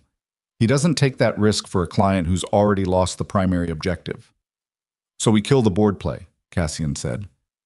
In the next 10 minutes, she said, before Victor makes the call. She looked at Adrian through the phone, not a video call, just audio, but she could feel the shape of him on the other end, the specific tension of a man who was standing in a room where something had just gone wrong and was waiting for the next instruction. Chen, she said, did you go to Chen? I'm on my way there now. Whitman is driving. How long? 12 minutes. She looked at the monitors. The men on the north wall had not moved. The heat signatures at the south gate were static. Farr was professional enough to hold until he heard. I need something from you first, she said to Adrian. Before Chen, I need you to call Hargrove. Hargrove is Victor's. Hargrove is a man who has been leveraged into a position he didn't fully choose, she said. There's a difference. Victor has exposure on Hargrove, something Hargrove did that Victor has held over him. I don't know what it is, but the dynamic is leverage, not loyalty. She kept her voice steady, which means if Hargrove understands that Victor's position is collapsing, the leverage loses its power. He becomes a free agent. And a free agent on the board votes his own interest. His own interest is not going down with Victor Halden's ship. She paused. Call him. Tell him you know about the Thursday session. Tell him you're asking him to postpone the vote pending an independent financial audit. Don't threaten. Just ask, directly, as the founder of the company. She paused. He built his career partly on Veilhart Capital's performance. He knows what the company is. Remind him. A silence. She heard the car moving in the background, the sound of city traffic. And if he says no, Adrian said, then we go to Chen, and Chen is enough. She held the phone. But I don't think he says no. I think Hargrove has been waiting for someone to give him a reason to step back from this without losing face. Be that reason. She heard him breathe. All right, he said. Call me when it's done. She held the encrypted phone against her chest and looked at the monitor bank. North wall, still. Southgate, still. Somewhere in a midtown Manhattan office, Gideon Farr was sitting with his own phone, waiting for a call from a man who was about to find out that his board play had just had its first support pulled from beneath it. She thought about Victor in that moment, sitting in his glass and stone apartment or in his office, watching the pieces move on a board he'd spent years constructing, feeling the specific sensation she'd described to Cassian on the plane, the discomfort of being 2 moves behind someone you'd already written off. She thought about what that felt like for a man like Victor. She thought, he's going to do something impulsive. Cassian, she said. He was beside her immediately. When Victor realizes the board play is compromised, his next move is not retreat, she said quietly. He's going to try to destroy the documentation before it can be used in a legal proceeding. The subsidiary accounts, the Stratham contract, the Reeve payments. He's going to try to make everything disappear. She looked at him. How fast can you get that material into a protected legal filing? Petra, Cassian said, without looking away from Elara. 20 minutes if the receiving attorney is already standing by, Petra said from across the room. Get the attorney standing by, Cassian said. Petra was already on her phone. Elara watched the monitors. The north wall was still. The south gate was still. The house around her was the particular quiet of people holding very still inside a situation that had not yet decided which direction it was going to break. Her phone rang. Adrian. Hargrove, Adrian said. His voice was different. Something in it had shifted, loosened slightly, the way a voice shifts when something has gone better than expected. He said yes. She exhaled. He said yes immediately, Adrian continued. He didn't argue, didn't negotiate. He said he'd been uncomfortable with the timeline from the beginning and that an independent audit was the appropriate step. A pause. He sounded relieved. He was relieved, she said. He's been sitting inside Victor's leverage for months. It wears on people. He also said something else. Adrian's voice shifted. He said Paul Deegan called him this morning, before I did. Told him the Thursday session was critical, that any delay would compromise the restructuring window. A pause. He said Paul seemed nervous. Paul knew the Deegan channel was burned, she said. He was trying to accelerate before the board could be pulled back. She processed this. Which means Victor knew before Paul ran. Victor told him to make the call before going dark. Victor was already managing the collapse. Yes. She looked at the monitors. Go to Chen. Even with Hargrove, I want Chen secured. An audit request carries more weight with board consensus. On my way, he said. She ended the call. She looked at Cassian. The documentation. How are we doing? Attorney has the filing framework, Petra said from across the room. We're transferring now, 14 minutes. On the north wall monitor, one of the two figures moved, then stopped. Then both of them stepped back from the wall. Elara watched the screen. The heat signatures at the south gate were shifting, not toward the house, but laterally, the movement of people repositioning to leave rather than to advance.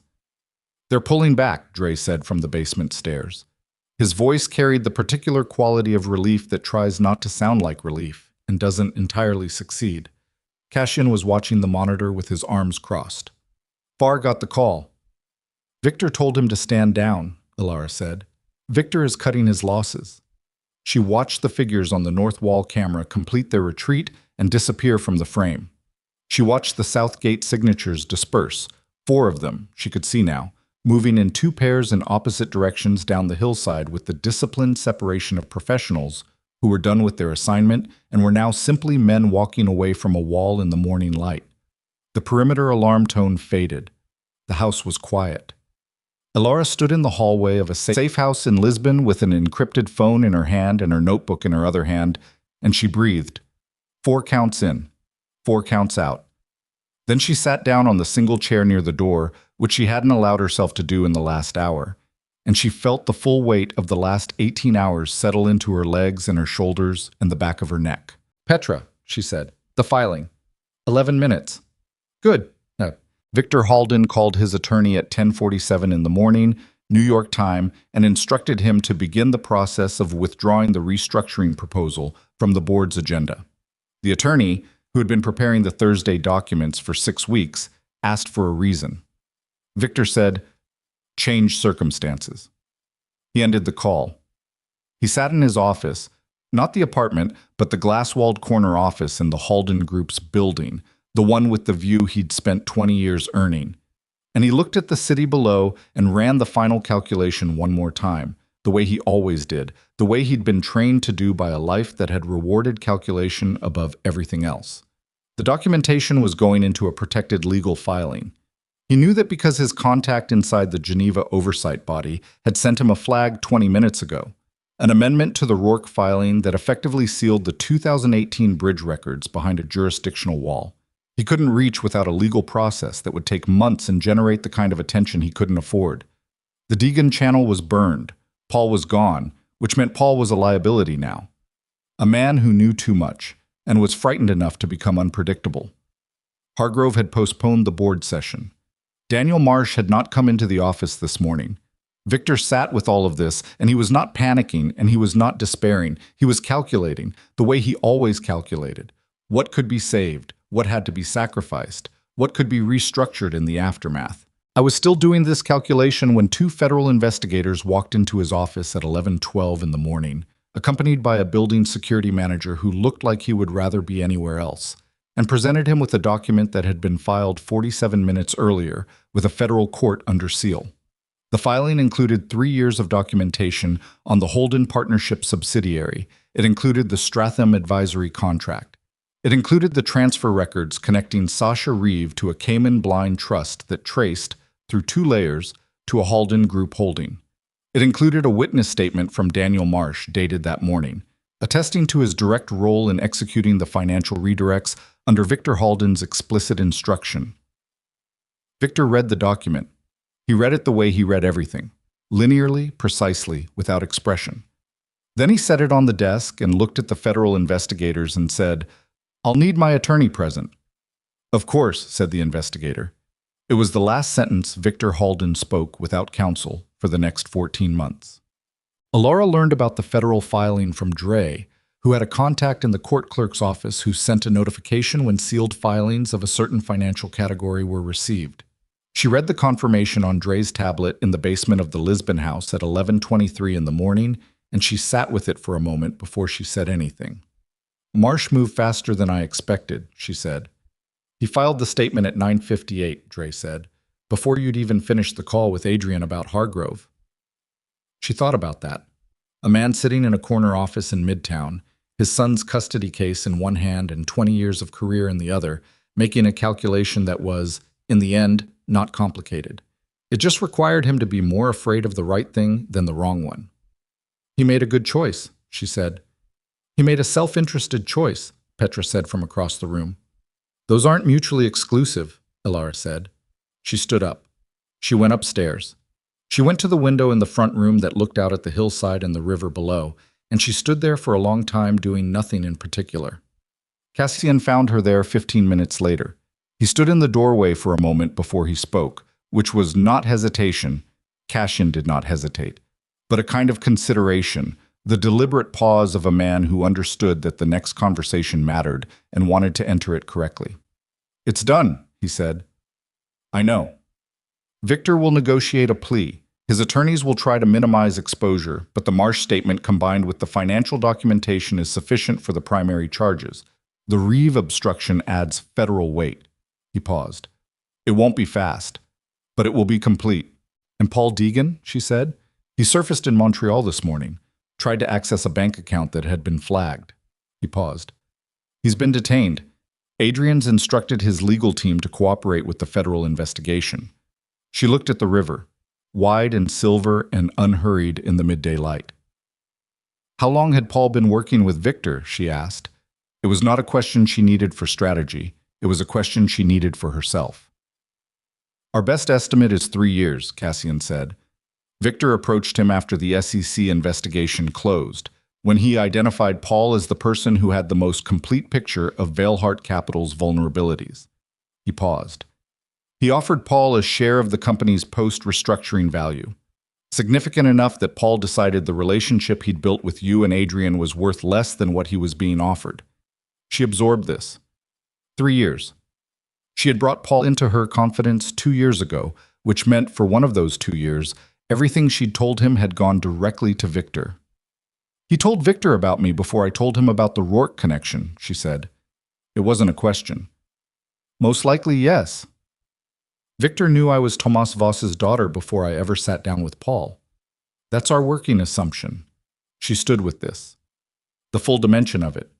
Victor had known from the beginning, had known who she was, had known what she represented, had spent 2 years not moving against her directly because moving against a Rourke-adjacent asset carried its own risks, and instead had moved around her, through Adrian, through Paul, using the people she trusted as instruments. He had been careful. She had to grant him that. In a different situation, against a less careful opponent, it might have worked. My father would have handled this differently, she said. Your father would have handled this loudly, Cassian said, and several people would have been hurt in ways that couldn't be undone. He held her gaze. What you did hurt the people who deserved it and protected the people who didn't. That's not a small thing. She looked at him.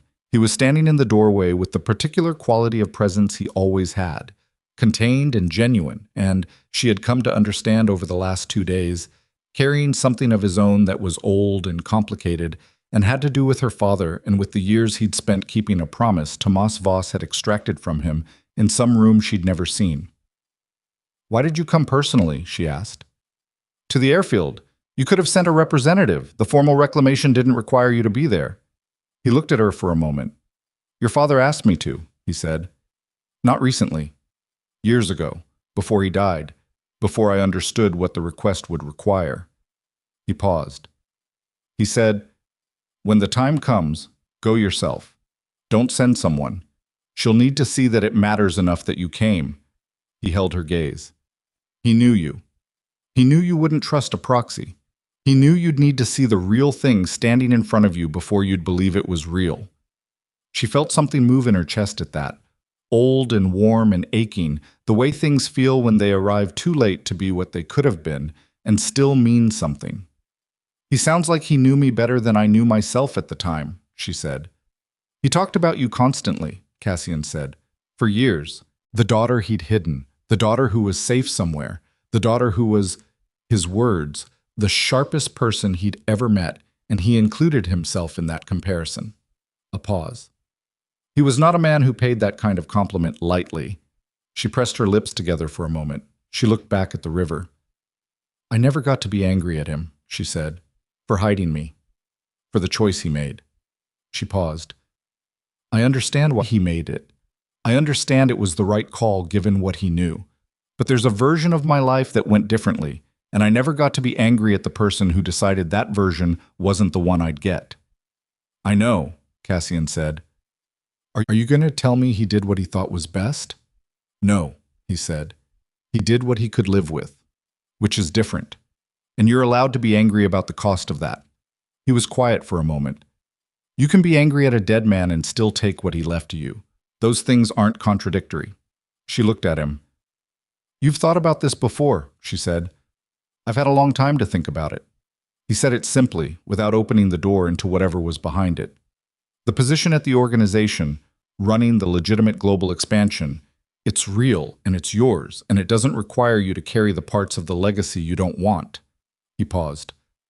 Your father built things in shadow because shadow was what was available to him. You'd be building in the light. The methods are different. The responsibility isn't, she said. No, the responsibility isn't. She thought about what that meant. The full weight of it. A seat at a table she'd been kept from for 19 years, offered to her now not as a birthright claimed automatically, but as a choice made with full knowledge of the cost and the shape of the work. She had spent 10 years being invisible. She had spent 3 years building a case in secret. She had spent the last 48 hours fighting a battle on 4 simultaneous fronts across 2 continents. She was 32 years old, and she was tired in a way that went to the bone.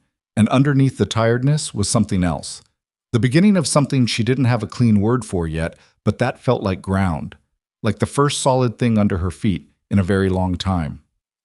I'll need an office, she said. Cassian looked at her. Something moved across his face, not the almost smile she'd seen before, but the real thing, brief and unguarded, gone almost before it arrived. I'll have one ready, he said. He left the doorway. She stood at the window for another few minutes. Then she picked up her phone, her regular phone, not the encrypted one, and she called Adrian. He picked up on the first ring. Chen voted to request the independent audit, he said, before she could speak. His voice was different from any version of it she'd heard in the last 24 hours. Quieter, stripped down to something that might, in better light, resemble honesty. Hargrove seconded. The Thursday session is formally postponed pending the audit committee's report. A pause. And I just got the notification about the federal filing. I know, she said. You knew before I did. I knew approximately simultaneously. A sound that might, in other circumstances, have been a short laugh. Elara, I want to tell you something, and I need you to let me say the whole thing before you respond. She waited. The company, the parts of it that your family's financing helped build, the Meridian acquisition, the foundation that everything else was built on, I want to make that right, formally. There are legal structures for acknowledging silent investment. I've already asked the new legal team to look at it. He paused. Not because it fixes anything, but because the record should be accurate. You don't owe me equity in your company, Adrian. I know I don't owe it. I want the record to be accurate. A pause. Those are different things. She thought about it, about what it meant to have a record be accurate, about the 10 years of invisible work that had no record at all, no acknowledgement, no trace, and whether a legal document now could speak to that retroactively in any way that mattered. Talk to the attorneys, she said. If the structure is clean and legal and doesn't create complications for the Rourke organization's position, I won't object. That's not a yes. It's not a no either. She looked out at the river. It's do the work and show me what it looks like. Okay, he said. That's fair? A pause. Are you safe? Yes? The people at the wall, gone. Victor pulled them back. Because he was already dealing with the federal situation. Yes. A long pause. In it she heard him assembling something. The same thing she was assembling, the full shape of everything that had happened in the last 36 hours, the accounting of it, the cost on each side. I told Victor's name to the investigators this morning, Adrian said. Before the federal filing came in, I gave them the documentation from the drive, what was left of it that Paul hadn't compromised, and I told them everything I knew. He paused. I thought it would feel like winning something. It felt like cleaning up a mess I helped make. It was both, she said. That's how it usually works. Yeah. His voice was quiet. Yeah, I think you've known that longer than I have. She said nothing. Elara, he said, I hope, whatever comes next for you, I hope it's what you deserve. A pause. I think you deserve a great deal. She stood at the window with the phone against her ear and the river below her catching the midday light, and she felt the sentence land in the specific way that true things land when they arrive from the right direction, which is not with comfort exactly, but with the clean relief of accuracy. Take care of the company, she said. It's a good company. Don't let the next 10 years be the same as the last 10. I won't, he said. She believed him. Not entirely, not without reservation. She was not a person who extended belief without reservation anymore, if she ever had been. But enough. Enough to mean something. Goodbye, Adrian, she said. Goodbye, he said. She ended the call. She stood at the window for a while longer, not doing anything in particular, not calculating anything, not planning the next move. Just standing in the light with the river below and the quiet house around her, letting the 48 hours settle into something she could carry without it spilling. Then she went upstairs and she slept for 4 hours, deeply, without dreaming, which was the first time she had slept that way and longer than she could accurately remember. 3 weeks later, Elara Voss flew back to New York. Not on the Gulfstream. On a commercial flight, business class, with a carry-on bag and the dark blue notebook and a document case containing the preliminary charter for the Rourke Organization's legitimate global expansion division, which she had spent 15 days reviewing, annotating, and in several places rewriting from the ground up. She took a car from the airport to a building in Midtown that housed, on its 14th floor, the new offices of what would become, over the next 3 years, through work that was difficult and detailed and sometimes tedious and always real, one of the more consequential financial restructuring operations in the legitimate private sector. The office cash-in had prepared for her was smaller than she'd expected. She appreciated that. Large offices were for people who needed the room to remind them of their own importance. She had never needed that reminder. She had spent too long being invisible to mistake square footage for significance. There was a desk, a window, a chair that was not particularly comfortable, which she would eventually replace with one that was. On the desk was a single item, a small framed photograph placed there by someone who had known to put it there, of a man she had never met as an adult, but whose face she recognized from the few photographs she'd been allowed to keep. Her father, Thomas Voss, standing in a garden somewhere European, squinting slightly into afternoon sun, looking like a man who was trying not to smile and not entirely succeeding. She picked it up and looked at it for a moment. She set it back down. She was still angry at him. That was still true. She expected it would remain true for some time, and she had made her peace with the fact that peace and anger could coexist in the same chest without one canceling the other out. She sat down at the desk. She opened the document case. She picked up a pen. She began to work. 3 months after that, on a Tuesday afternoon in early spring, she was in a conference room on the 14th floor when her assistant, a young woman named Risa, who was meticulous and unbothered and had, in 3 months, demonstrated a precision that Elara recognized and respected, knocked on the glass and told her there was someone in the lobby. Adrian Veilhart, Risa said. He doesn't have an appointment. He says he won't stay long. Elara looked at the conference room table, at the documents spread across it, the work of an ordinary afternoon, the accumulation of a new life in its early, unglamorous stages. Send him up, she said. He came in looking like himself. The good suit, the controlled bearing, the face of a man who had spent years learning to appear more certain than he was. He also looked like a man who had been through something and had not fully emerged from the other side of it yet, which was accurate, and which she found, unexpectedly, made him easier to look at than the version of him that had known everything and questioned nothing. He stopped in the doorway of the conference room. I heard you were back, he said. I've been back for 3 months. I know. A pause. I didn't want to come before I had something worth saying. She looked at him. And now you do? He came in and sat down across the table from her, without being invited and without apology, which was at least consistent. He put his hands flat on the table and looked at her. The independent audit finished 2 weeks ago, he said. Victor's federal case goes to pretrial in the fall. The board has been restructured. Hargrove resigned. Chen is interim chair. 2 new members come in next quarter. He paused.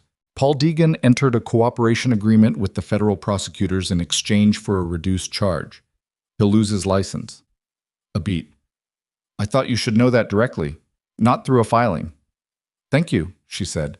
The company is... He stopped. The company is intact. That's the right word. Not thriving, not perfectly stable, but intact. The audit clarified the damage Victor did, and we're unwinding it. He held her gaze. We kept all 300 employees from the Meridian acquisition. She looked at him. I thought you'd want to know that specifically, he said, given that the financing that made that acquisition possible.